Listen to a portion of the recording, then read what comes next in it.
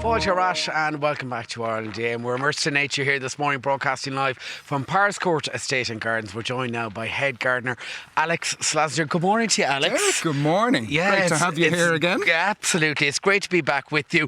First up, Alex, before we get into the Wonder of Trees experience, and I love what you're doing down here, tell us about the estate itself, because you've just got about 100,000 acres. The whole estate's just under 1,000 acres. What we're walking around today is just 47.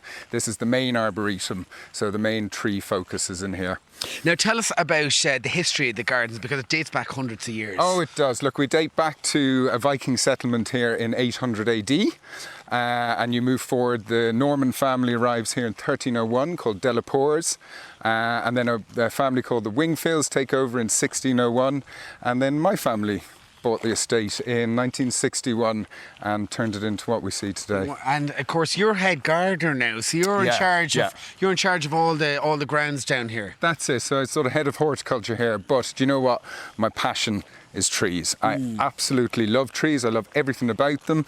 The history, the benefits, the physical benefits they can have for you, the emotional and the mental benefits. Yeah, so let's talk about the trees that you have down here then on the estate. How many species, how many varieties have you got? So we've got about over 1,000 species of trees, and that's trees from all across the globe. So you've got trees from North America, from Australia, from Africa, from Asia. So a real collection of everything. And how did you gather them? How did you pull them together then? The planting here has been going on for the last 250 years. So we can see species from, South America that are really, really thriving in our climate now. And that's something that we're going to be doing in the future, is introducing new species of trees to add to the diversity of the range that we already have. Now, you were telling me here in Ireland, in fact, we only have how many native species of trees? Yeah, so we only have about 30 native species of trees, so we have a poor native flora. However, our climate is brilliant. We're fantastic for trees. We're very damp. Evergreen trees or conifer trees will take about 35% of their moisture in from the air. And as you know, we're a very damp climate. We are. And you were saying in comparison then, across the pond in America, they've about how many? About 40,000 native species in North America. Now, it's down to us getting cut off by the Ice Age. So prior to that, we would have had a really, really dense flora of species. In terms of tree coverage here in the country, where are we at the moment? Ireland's not great. We're about 11% in Europe, and the European average is up around 28%, so we need to start planting more. Yeah, so we're well behind, we're lagging behind at the moment. No mention of trees in the budget, you were telling me. No, unfortunately not.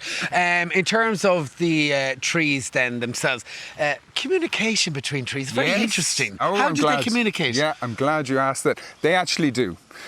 So it's coined the Wood Wide Web, WWW. I like that, yeah. Wood Wide Web. Trees do communicate. It's through a fungi in the ground called mycelium or mycorrhiza, which attaches to the roots.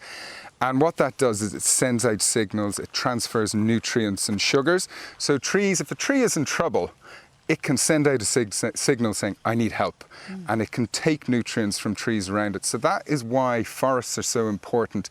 Safety in numbers. Safety in numbers, absolutely. In terms of the planting here then, you've got some amazing species. I mean, back the garden, I know we've got some beautiful shots on air as well. Yeah. The sequoia trees, and those are listed protected trees, right? Yeah, so the giant redwoods, native to California.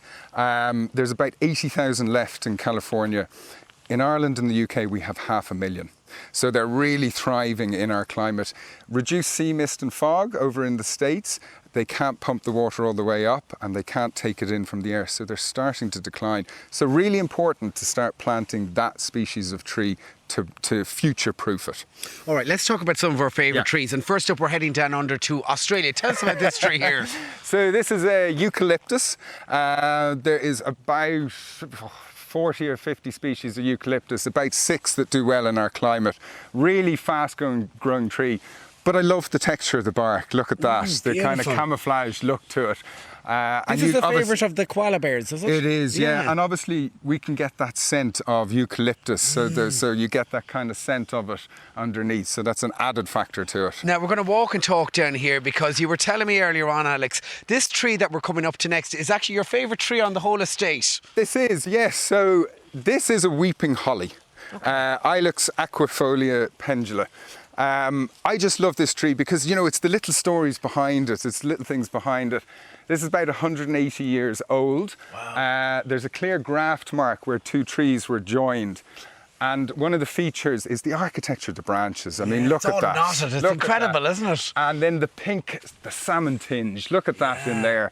So when the sun hits that, it exaggerates and the whole tree turns pink. Absolutely gorgeous. And I was walking around here earlier on, and I have to say, this is the monkey puzzle tree, right? One of your favourites this now, is one of my Yeah, favourites. I can imagine climbing this, climbing up this now. So look, great tree. A tree from Chile and Argentina. They don't look like this in Chile. They look different. They look sort of shorter and a little bit gnarly.